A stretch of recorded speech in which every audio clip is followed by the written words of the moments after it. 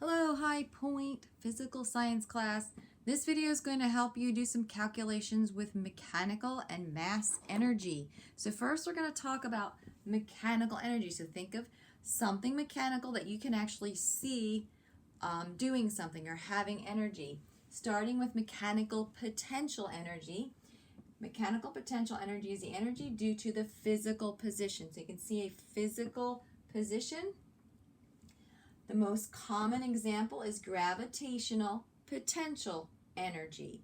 So this is the energy that is going to have an object and it's going to be acted upon by the force of gravity.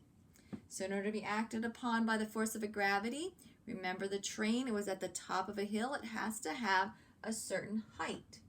So for a gravitational potential energy calculation, we need to know the mass and the height. How do we determine the height is above a zero reference? If it's a reference, that means the scientist, you, get to choose where zero is and measure from that point. So you need to know the mass and the height above a zero reference height. Think of it this way, the gravitational potential energy of an object changes as its height changes. The higher, right, the greater the height from the zero reference point, the more potential energy an object will have. Let's do an example calculation right out of your book. So it's on page 113, example 6.1. It says, what's the potential energy of Isaac Newton's 0.45 kilogram apple hanging from a tree at a height of 5.3 meters above the ground? All right, our formula is, let's write this here, gravitational potential energy equals weight times height. Let's focus in on weight first. Once you write that down, weight has to be in newtons, and we were not given a weight. We were actually given a mass. So we need to convert the mass to weight. So think of that. Let's write down what we were given now. We were given mass equals 5.3 kilograms. And we were given height equals, I gotta look at the book here, 0.45 kilograms.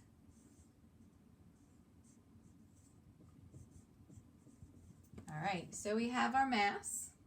And we have our height. Height's easy, so we can plug that into the formula. But our weight, let's do this. Weight equals 5.3 kilograms. And in order to find weight in newtons, we need to multiply by 9.8. And if you want, you can put the units in, meters per second squared. You don't have to for this problem. Gravitational potential energy equals,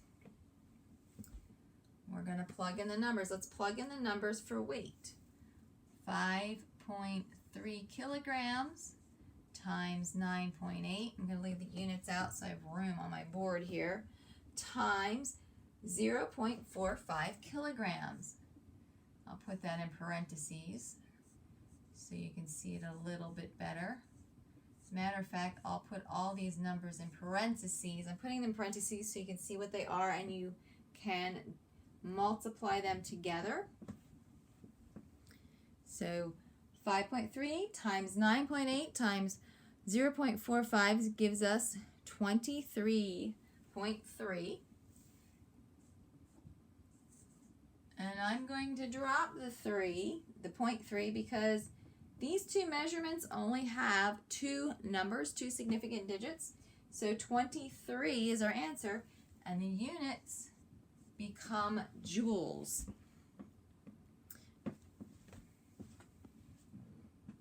All right, let's take a look at kinetic energy. Okay, kinetic energy, you remember from your notes, has to do with motion. We're talking about physical or mechanical kinetic energy. So it's the physical movement of matter. So matter has mass. So we know that that's in the formula, right? So kinetic energy equals 1/2 the mass times the velocity squared. So if we double the mass, we double the kinetic energy. If we double the velocity, we quadruple the kinetic energy. Let's take a look at a sample problem from your book. It's on page 114. It says, what's the kinetic energy of a 75 kilogram sprinter running at 8.7 meters per second? So the mass equals, what's that again? 75 kilograms. The velocity equals 8.7 meters per second. All right, so we want to take these numbers and exchange them or plug them in for the letters, for the variables. So kinetic energy equals 1/2 the mass, 75 kilograms, times 8.7 velocity meters per second squared. All right, so when we do this problem, remember order of operations. We always start with an exponent first. So you need to go 8.7 either squared on your calculator or put 8.7 times 8.7, then times 75, then divided by 2, or times 0.5, either way you want to put it. So I'm going to write that out here. 8.7 times 8.7 times 75, okay? Hit the equal sign before you divide. All right, so that your calculator knows you need to find the I can't remember the name of it, quotient or the multiplicable, I'm not sure. But you're going to multiply all these out anyway. And then you're going to divide by 2 because 2 is in the denominator.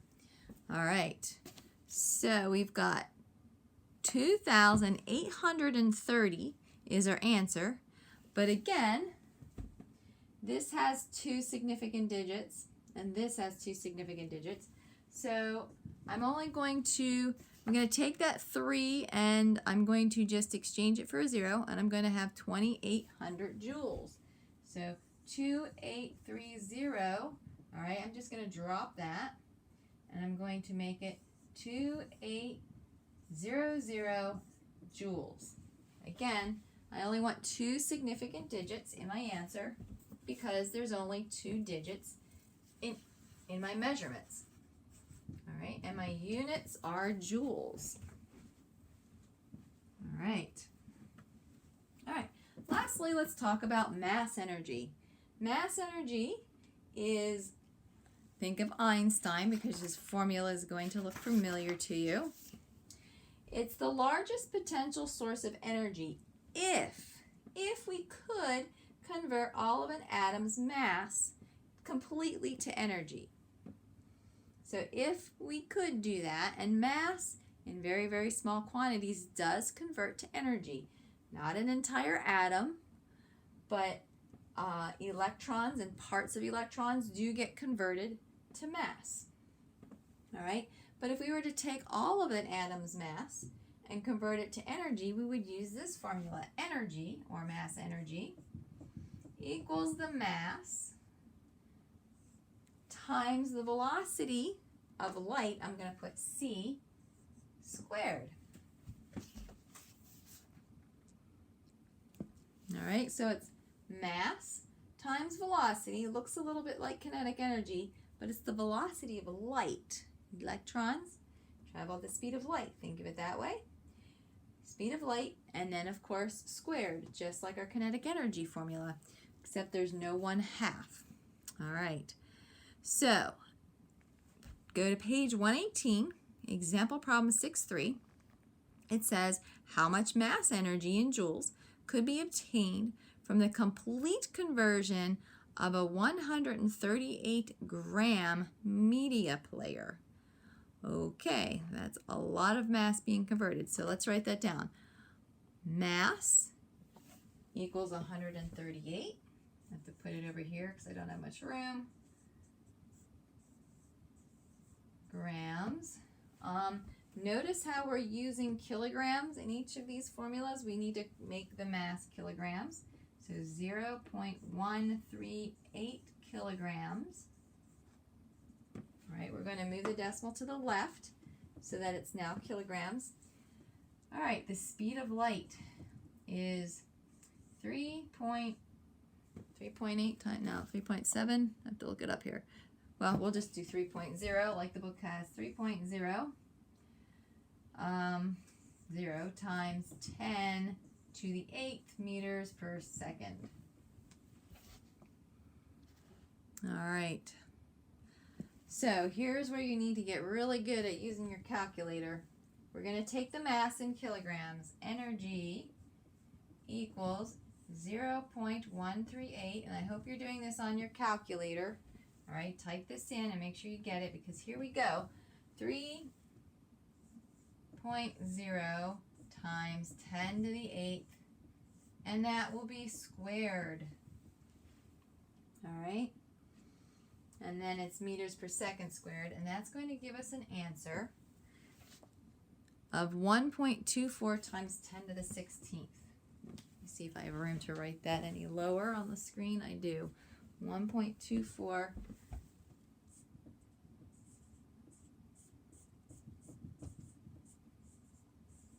All right, so a couple of things you could do. If you're typing this in your calculator, you're going to type 3, you write this here, 3 double E, just the term. Okay, this is your iPad calculator, 3 double E 8. And that will give you this number. You'll see 3 double E at the top, and then underneath that, it'll say 3 times 10 to the 8th. So you do that. Multiply that twice or hit squared. There should be an X squared button on your calculator. All right, so 3 double E X squared will be your next button. Then write times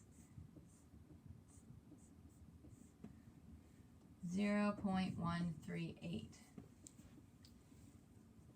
All right, so that's how you would use the calculator to get it. Now, think of this when you are taking one exponent and squaring that exponent, you're actually multiplying the number. So you could change this to times 10 to the 16th and then square the number. So you could do this in your head. 3 squared, I'll write it small here, is 9 times 10 to the 16th, and there you multiply the exponents as well. And then you could also just multiply the 9 times 0.138 and get 1.24, and then just keep that scientific notation. All right, so problems 10, 11, and 12, that is your homework. After you write all this down in your notes, you have to solve for gravitational potential energy, mass, times gravity, times height. So I'm going to write that here. I actually like this formula better. Mass times gravity times height. Notice that's the same formula. I do like this one better because it reminds you to put the gravity in, mgh. Kinetic energy, 1/2 the mass times the velocity squared. And mass energy, mass times the speed of light squared. You'll need to do one of each of those. So rewatch this video if you need to practice before you do the problems in the book. And if you have any questions, please let me know.